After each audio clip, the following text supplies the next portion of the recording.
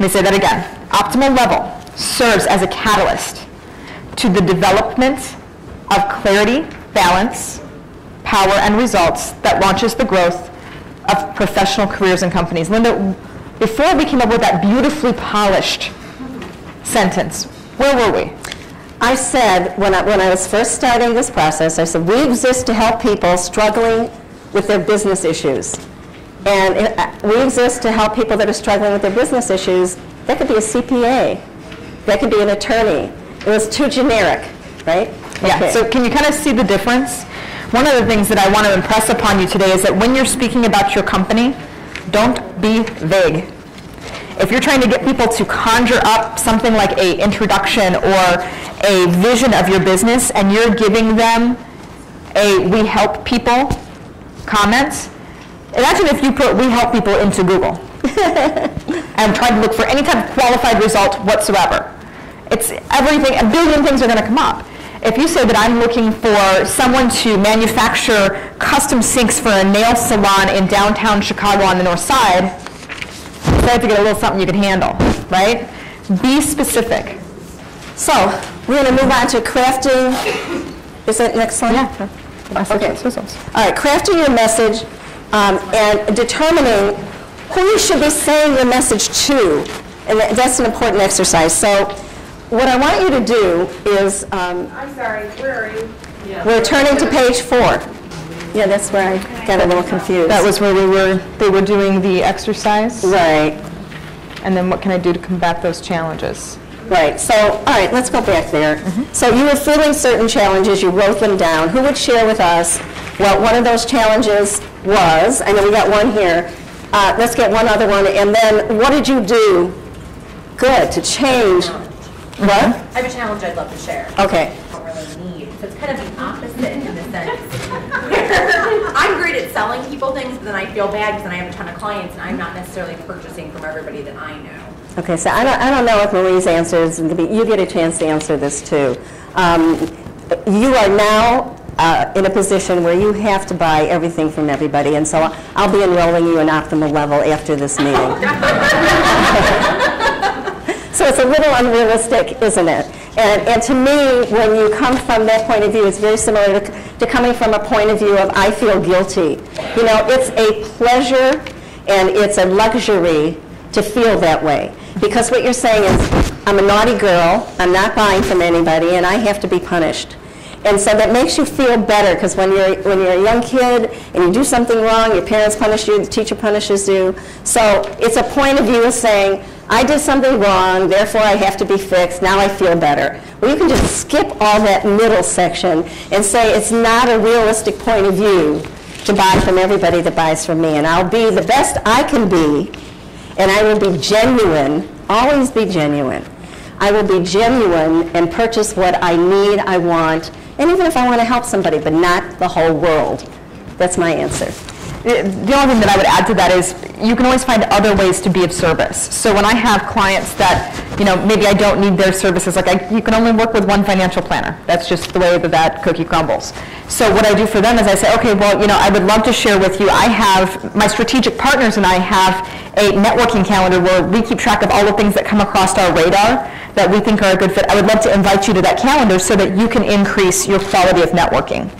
Zero cost, it allows you to give back, and then you can be honest. I like that answer. You rock. I'm going to run out of money at some point. And I would love to buy something from everyone, but I really don't need a mohawk today, and I appreciate your offer. So speaking of running out, I don't want to run out of time, so we are going to move on. But you take your workbook, and number one, work on what you think your challenges are, and call a friend. Call somebody that you trust and say, this is a challenge. How do you handle it? Bring it up in your groups, and you'll get answers. Okay? We're going to move on to crafting your message. Okay, so now we're willing to turn to page 4 in your workbook. All right, so we're going to talk a little bit about the heat and the sizzle behind the business. And I apologize.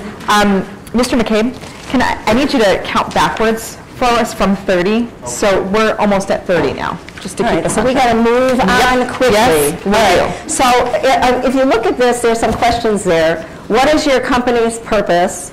And what is your intention or special significance. You know, why are you in business? Why do you exist? And sometimes we don't understand how what we do has an effect on other people. And that's what I'm going to ask you to think about. And so in other words, how will your company improve the world? How will it right a wrong? How will it make it better for other people in the world? How will it prevent the end coming to something good? You serve a purpose. That's what we want to know. So in your workbook, I do want you to take a couple of minutes here. What page? We're on page 4 with the street signs at the bottom.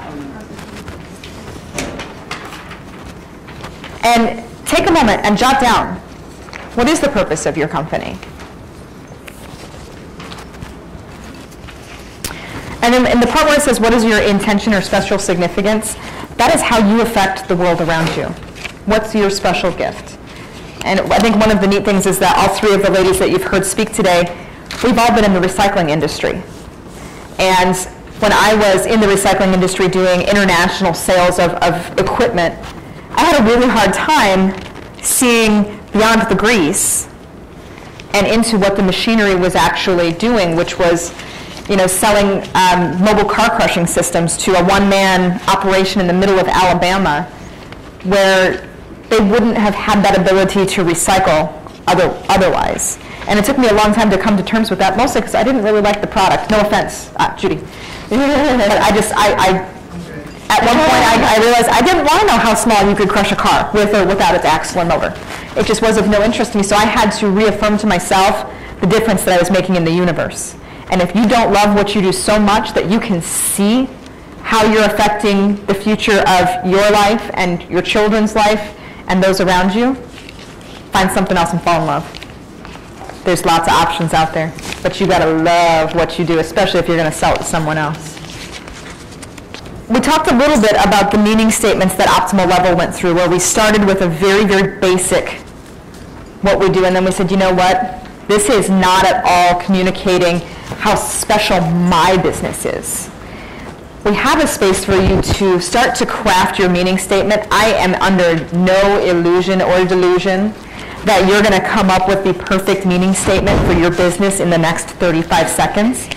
What I would like you to do with this your meaning statement area is, if you get inspired, if something hits your brain like a stroke of lightning during this session, you've got a space to jot it down. If you would like to, after this event, respond to us via email and let us kind of know what your positioning is. This is actually my cup of tea, so you email me first, you can email her later. Let's brainstorm around that a little bit and find something that really works for you so that you can be verbally and outwardly connected to the internal passion that you feel for your business. Okay? So we're going to flip past page 5, which you can go back to and write all over if you feel the inspiration. And we're going to be moving over to page 6, which is why in the world, or why would the world be worse off if your organization did not exist? How many of you have ever thought of that before? What if I wasn't around? What did that do for the way you started to talk about your business? More power. More power. And it's not the kind of power of, boy, if you don't do business with me, your life is really going to be awful. But it's, I know that what I have is of value. Possibly to you if it's an appropriate fit. But if it's not you, who's next? And who's next? And who's next? Because I don't know about you guys, but I got a world to change. And I got very few hours in the day to do it in. And I've only got another, 80 or 90 years left. We're living until we're 130, right? Is that what's happening now? So getting really, really connected, and I would like you to, as we're speaking, think a little bit about, and jot down some notes on why the world would just not be as wonderful, or there would be a big hole if you weren't doing what you were doing in the business community. One way to make this easier for yourself is find a client that loves you and ask them what they love and they really appreciate, and then go to the next client. It'll really help you get a viewpoint about what you're contributing to the world. And what makes this validity test, which is really what this is a validity test. Why are you here? Why does it make sense for you to continue and I don't know if any of you have noticed this, but when you become an entrepreneur, you start to work more hours, make less money, and have a lot more stress than you would have if you were clocking in 9 to 5. What makes this a valid piece of your life and your time investment, and a valid investment for other people? And this statement works really, really well because it works both ways. How does it feed you and your soul, and how does it feed the community at large? Because we all know it's an exchange of energy, right? We're all clear on that.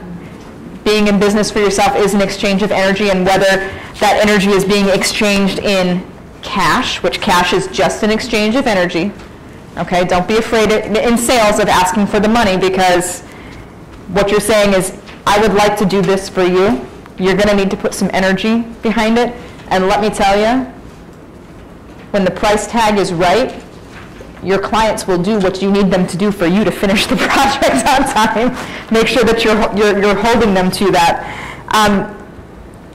But we need to make sure that what serves you serves the community at large. So going back to the optimal level example, the answer to the validity question of why would the world be worse off if optimal level didn't exist,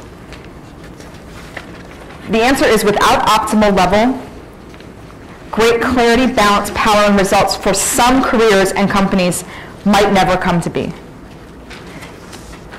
Now, when you think about that, think about all of those amazing inventors, entrepreneurs, small business owners, that you see their business and you go, oh, that is incredible, incredible. And, you know, we realize that some people are going to kind of toddle into business or have that entrepreneurial seizure that Michael Gerber talks about and go, oh, I can do this, I can do this. And that technician becomes a business owner, and they probably weren't prepared to be a business owner. And when we go back to send them a connection or to follow up with them in a year, they're not there. What would the world look like if those people had more traction, had more support? If we could really nourish those small business owners that are brilliant, and maybe their genius is just simply not in business or people management, and give them a platform. And that's what optimal level does. It provides them that support, encouragement, guidance, and the tools that they need to stay in business, which is more effective for getting products out into the market, I won't lie. So that's what we want you to do. Take that same principle that we talked about with optimal level, and we don't have time for you to do it now, but take it back and go into your office and do that exercise for yourself. Beautiful. Okay, so now we're going to move on to target market, right? Yep. Okay.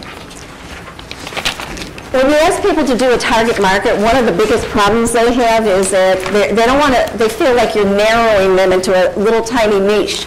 And you're saying, well, I don't want to just work with these people. You're not really just working with these people. You're getting a better picture of the right people for you. And what you're doing is you're prioritizing people, you're categorizing and prioritizing different groups, so that you know who is more likely to be interested and who's more likely that you can help them. So when we talk about categories, we're talking about, Marie gave me this word, verticals. Mm-hmm. How many are familiar with the word verticals? Good for you. I didn't even know what it meant. Okay. But what it is ethnicity, it's age, it's buying preferences, it's position in the company, it's the kind of industry, it's any kind of a subgroup of somebody that you might work with. When I work with my clients with this, I want to know, what do they eat for breakfast, what do they like to read, what do they do for entertainment. When you narrow it down, you really get a really strong idea of who you want to work with. Those people, do you attract them and they come back to you. So that's an important exercise, and it's very successful too. There's another reason that people have trouble with this.